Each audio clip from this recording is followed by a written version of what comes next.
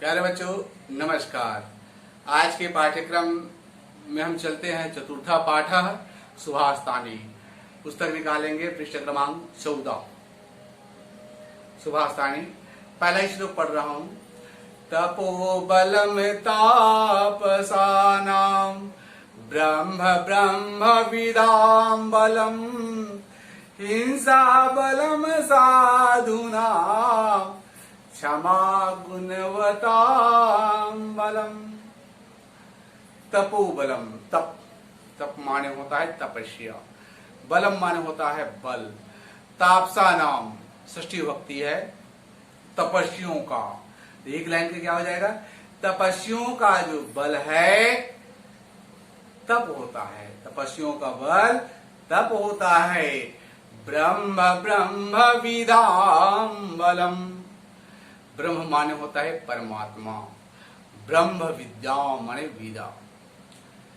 ब्रह्म ज्ञानियों का, ब्रह्मर्षियों का जो बल होता है वो ब्रह्म होता है।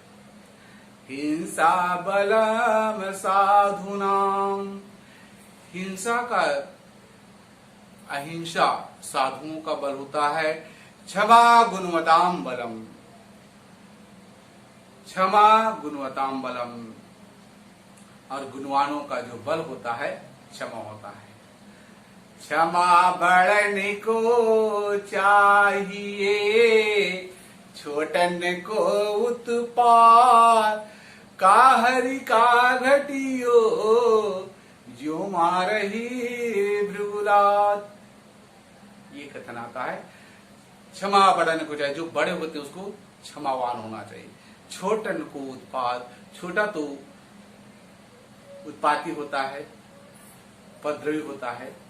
और एक समय की बात में है जो भृगु ऋषि है भगवान विष्णु को क्रोध में आकर के लात सीने में उसको लात मार दिया था, और उसी के कारण उसके वक्ष स्तर पर उसका चिन्ह पड़ गया। इतने पर भी भगवान ने कहा कि प्रभु मेरे जो वक्ष स्तर है कच्छप सा कठोर है, कछुए की पीठ की भांति कठोर है कि आपके चरण कमल को तो चोट नहीं आई। ये क्षमा है, क्षमा कहलाता है। पुनः सुनेंगे। तपस्वियों का बल उनका तप होता है। ब्रह्म ज्ञानियों का बल ब्रह्म अर्थात परमात्मा होता है। साधुओं का बल है अहिंसा, साधुओं का जो बल है वो अहिंसा होता है। और गुणवानों का जो बल होता है वो क्षमा होता है। इस प्रकार से ये पहला श्लोक समाप्त हुआ। दूसरा देख चलते हैं। उद्योगे नास्ति दारिद्र्यम जपतो नास्ति पातकम मौने चाकल हो नास्ति नास्ति जागृते भयम। उद्योगे उद्योगे उद्यमेन ही सिद्ध्यन्ति कार्याणि, उद्यमेन सिद्ध्यन्ति कार्याणि न मनोरथैः न ही सुप्त से सिंह से परिश्रंति मुख्य भी कहा। किसी कक्षा में पढ़े होंगे। परिश्रम करने से ही कार्य में सफलता मिलती है, इच्छा मात्र से नहीं। जैसे कि सोए हुए मृग के मुख में, सोए हुए सिंह के मुख में मृग अपने आप प्रवेश नहीं करता है। यहां देखते हैं उद्योग मतलब परिश्रम करने से, परिश्रम करने से गरीब नहीं होता, निर्धन नहीं होता है। जब तो नास्ति पातकम, और जब करने से पाप नहीं होता है। माला फेरते जुग गया गया न मन का फेर, कर का मन का डारी दे मन का फेर। साम्य भाव की कविता। माला फेरत जुग गया, अरे माला फेरते फेरते तो कई समय कई युग बीत गए हैं लेकिन मन में कोई बदलाव नहीं आया है। घर का मन का डाल दिए, जो हाथ में माला पकड़े हो राम राम राम राम करते हो उसको छोड़ो। मन का फेर अर्थात अपने मन रूपी जो माला है उसको बदलना अनिवार्य है। उद्योगे नास्ति दारिद्र्यम, परिश्रम करने से कोई गरीब नहीं होता। जब तो नास्ति पातकम, जपो हरि नाम माटी की गोलर संगी माटी के चोला रे, माटी में मिल पड़ी तोला रे। यानी जपना है, भगवान का नाम जपना है। राम नाम तो हिस्सा है प्यारे बच्चों, इसका जपना है। तो परिश्रम करने से कोई गरीब नहीं होता है, और जप करने से कोई पाप नहीं लगता है, पुण्य होता है।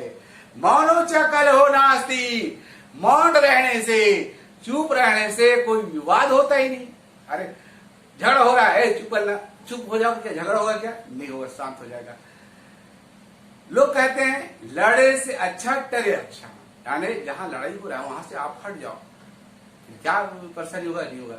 मौने च कलहो नास्ति, चुप रहने से कोई विवाद झगड़ा नहीं होता। नास्ति जागृते भयम, और नास्ति माने में जागृति मतलब जागृत रहने से, सचेत रहने से किसी प्रकार का भय नहीं रहता है। इस प्रकार पुनः एक बात से लेंगे, परिश्रम करने से कोई गरीब नहीं होता है, जप करने से कोई पाप नहीं होता है, और चुप रहने से झगड़ा नहीं होता है, विवाद नहीं होता है, कलह नहीं होता है, और सचेत रहने से किसी प्रकार का भय नहीं होता है। अगला चलते हैं हम। विद्या विवादाय धनम मदाय, शक्ति है परेशान पर पीड़नाय, खलस्य साधो विपरीत एदम, ज्ञानाय दानाय च रक्षणाय। विद्या, विद्या अपर दो विद्या, विद्या दो प्रकार की होती है, एक लौकिक विद्या और दूसरा अलौकिक विद्या। लौकिक विद्या को प्राप्त करके मनुष्य मृत्यु को प्राप्त करता है बेटा, और अलौकिक जिसको कहते हैं आध्यात्मिक विद्या को प्राप्त करने से मनुष्य अमर हो जाता है, परम पद को प्राप्त कर लेता है, मोक्ष हो जाता है। विद्या विविधाय, अब किसकी विद्या क्या होता है? दुष्टों की विद्या। ध्यान देंगे, दुष्टों के पास जो विद्या होती है वो विवाद के लिए होता है। दुष्टों की विद्या है विवाद के लिए होता है, झगड़ा के लिए, तकरार तर्क वितर्क करने के लिए होता है, हमेशा विरोध करने के लिए होता है। दुष्टों के विद्या विवाद के लिए होता है। उनके पास धनम मदाय, जो धन है वो अहंकार, लोगों को दिखाने के लिए होता है, और ताकत होती है, ताकत दूसरों को परेशान करने के लिए होते। तरवर फल नहीं खात है, सरवर पियहि न पानी, कह रहीम पर काज ही, संचय संपत्ति सुजान। वृक्ष क्या होता है? उपकार के लिए होता है। वृक्ष अपने फल को खाता है क्या? नहीं खाता। उसी प्रकार से हमको भी उपकार करना चाहिए। परहित सरिस धर्म नहीं भाई, पर पीड़ा सम नहीं अधिमाई। रामचरितमानस। यानी उपकार करना सीखेंगे, सेवा करना, सेवा करना है तभी सार्थक होता है। आगे देखते हैं, दुष्टों की विद्या विवाद के लिए होती है। जो धन है वो अहंकार के लिए होता है, मत के लिए होता है। शक्ति है दूसरों को परेशान करने के लिए होता है।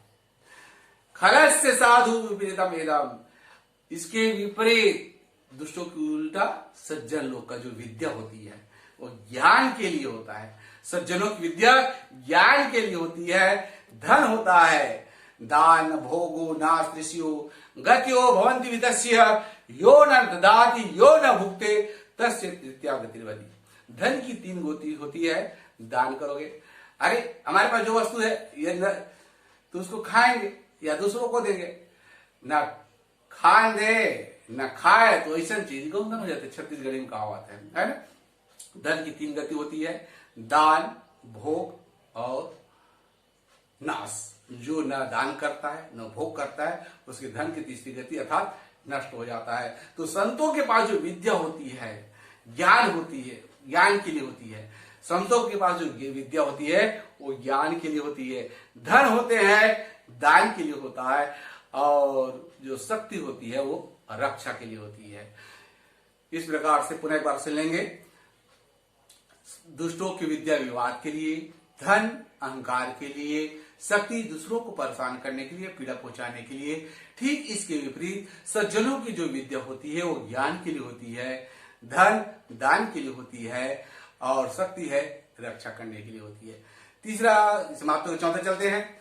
ऐसा न विद्या तपो न दानम ज्ञानम न शीलम न गुणो न धर्म ते मृत्यु लोके भूरि भार भूता मनुष्य रूपेण मृगाश्चरन्ति। ऐसा माने जिसके पास, न माने नहीं, विद्या माने विद्या, जिनके पास विद्या नहीं है, ना तपो न वो तप करता है, न दानम न दान करता है, न ज्ञानम न ज्ञान है उसके पास, न शील, उसके पास कोई व्यवहारिकता नहीं, व्यवहारिक ज्ञान नहीं है, गुण नहीं है, कोई भी गुण अवगुण भरा है, न धर्म न ही वो धर्म का आचरण करता है। ऐसे लोग ते मृत्यु लोग, आप ही लोग कहते हैं जिसका शरीर मोटा शरीर रहता है, धरती का बोझ, ऐसे उपहास करते हैं। बेटा, किसी की शारीरिक बनावट या आभाव को देख करके कभी भी उपहास करने की चेष्टा मत करना। उनकी आंखें बड़ी तीव्र होती है, जलकर राख हो जाओगे, भस्म हो जाओगे, विपत्ति में अवश्य पड़ जाओगे, ये भाव होता है। तो ऐसे ते मृत्यु लोके भूरि भार भूता मनुष्य रूपेण मृगाश्चरन्ति।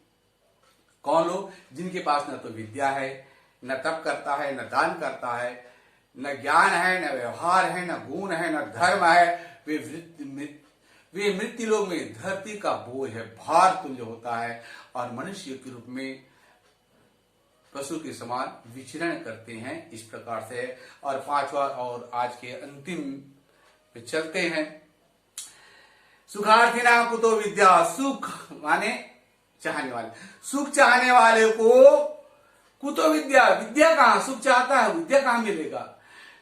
नास्ति विद्यार्थी नाम सुखा, विद्यार्थी को सुख नहीं होता बेटा। विद्यार्थी हो, जीवन पूरा स्कूल में गए हो, बंद हुए हैं, तपस्या में लगे रहते हो, कहीं खिलाफ नहीं चल सकते, अनुशासन ही नहीं कर सकते हो। सुख चाहने वाले को विद्या कहां, विद्यार्थी को सुख नहीं। सुखार्थी वा त्यजेत विद्या, सुख चाहने वाले को विद्या का त्याग कर देना चाहिए। विद्यार्थी वा त्यजेत सुखम, और विद्यार्थी को सुख का त्याग कर देंगे। पुनः एक बार सुन लेंगे। सुख चाहने वालों को विद्या कहां, विद्यार्थियों को सुख नहीं। सुख चाहने वालों को विद्या का परित्याग कर देना चाहिए, और विद्यार्थियों को सुख का त्याग कर देना चाहिए। इस प्रकार आज के पाठ्यक्रम को यहीं पर विराम दिया जाता है। जय हिंद।